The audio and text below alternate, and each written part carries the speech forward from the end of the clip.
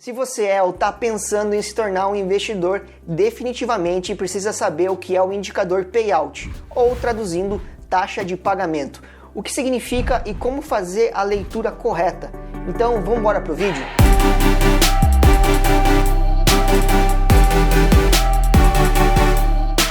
Meu nome é Fernando Cunha e esse é o canal Valorize. Vamos retomar essa série de análise de ações, que é um assunto que eu adoro falar aqui no canal. As empresas que são listadas na Bolsa de Valores, elas periodicamente distribuem parte dos seus lucros aos acionistas. O payout é quando a gente recebe parte desses lucros somente com a distribuição dos proventos. Por exemplo, se o payout de uma empresa é de 60%, isso significa que 60% dos seus lucros foram distribuídos aos acionistas em forma de dividendos ou juros sobre capital próprio. Esse indicador é muito utilizado para quem deseja montar uma carteira de dividendos, por exemplo. Quem busca dividendos procura empresas que têm um payout alto, ou seja, que distribuem boa parte dos lucros. Mas um cuidado, analise bem a situação da empresa antes de ficar muito animado com um payout acima de 100% ou um payout muito elevado. Significa que elas pagam dividendos maiores do que a sua lucratividade.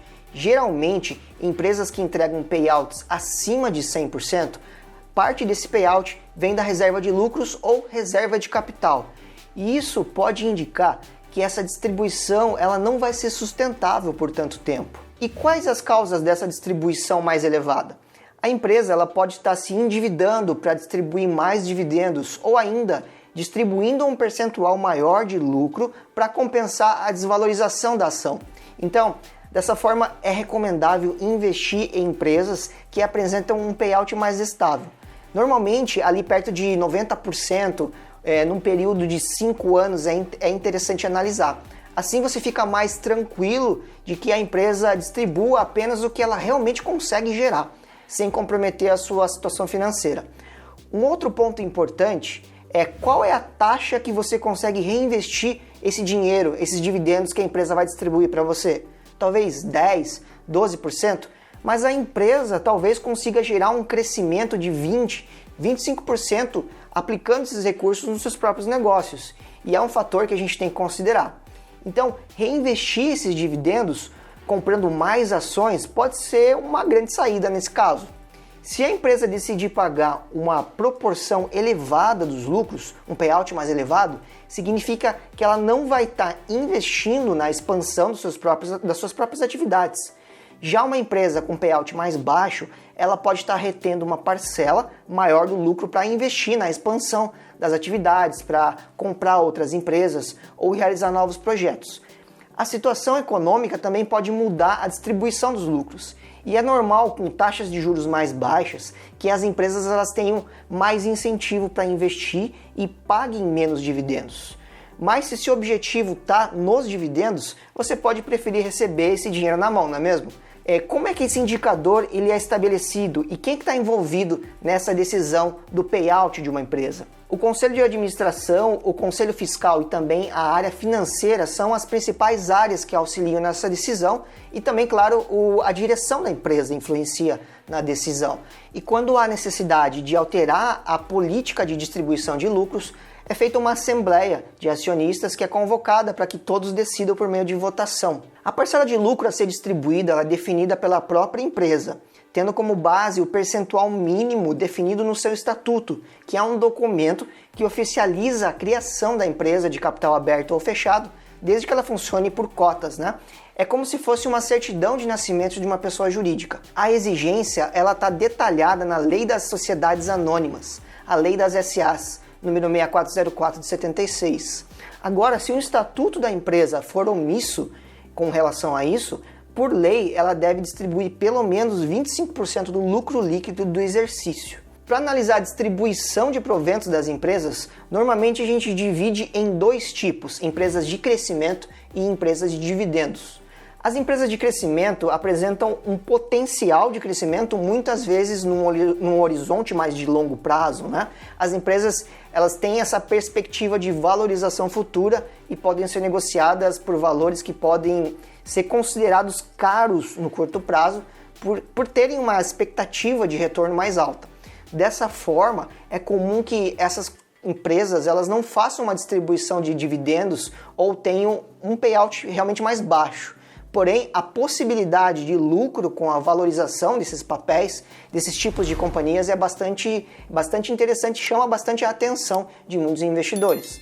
Já as empresas de dividendos geralmente são empresas mais consolidadas no mercado e com uma grande participação de mercado. Elas normalmente não têm um payout alto, pois não possuem tanto espaço para crescimento. Elas não possuem uma perspectiva de grande crescimento no futuro e não investem tanto em projetos de expansão.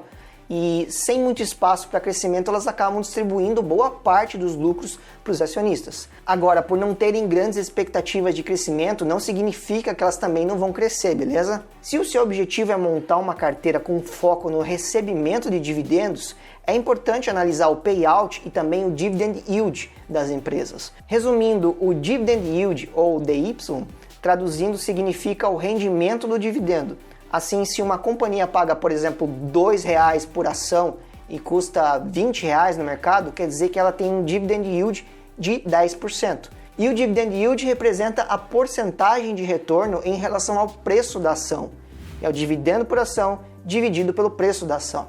Para calcular o payout, basta a gente dividir os proventos distribuídos pela empresa pelo lucro líquido e transformar o resultado em uma porcentagem.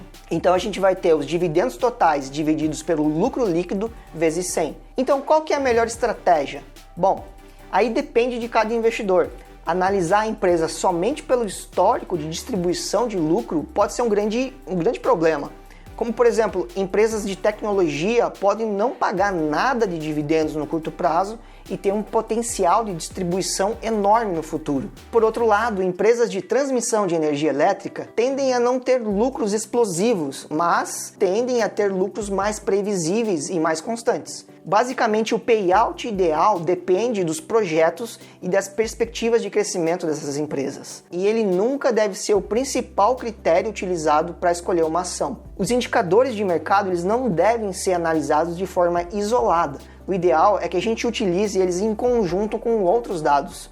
Apesar do payout e do dividend yield serem dois indicadores extremamente importantes para a construção de uma carteira de dividendos, é essencial que você considere vários outros indicadores fundamentalistas para analisar uma ação, beleza? E me diz aí, como é que está dividida a sua carteira atualmente? Você possui mais empresas de dividendos ou empresas de crescimento? E por que não ter ambas as estratégias na carteira? Então compartilhe esse vídeo que é muito importante para que eu continue trazendo cada vez mais indicadores de análise de ações aqui para você e para que esse vídeo chegue a cada vez mais pessoas, beleza? Se você quer se aprofundar nos investimentos, fica aqui o convite para conhecer o meu treinamento. Primeiro link da descrição. Vai ser um prazer ter você conosco na comunidade Valorize. Então é isso. Nos vemos no próximo vídeo. Valeu!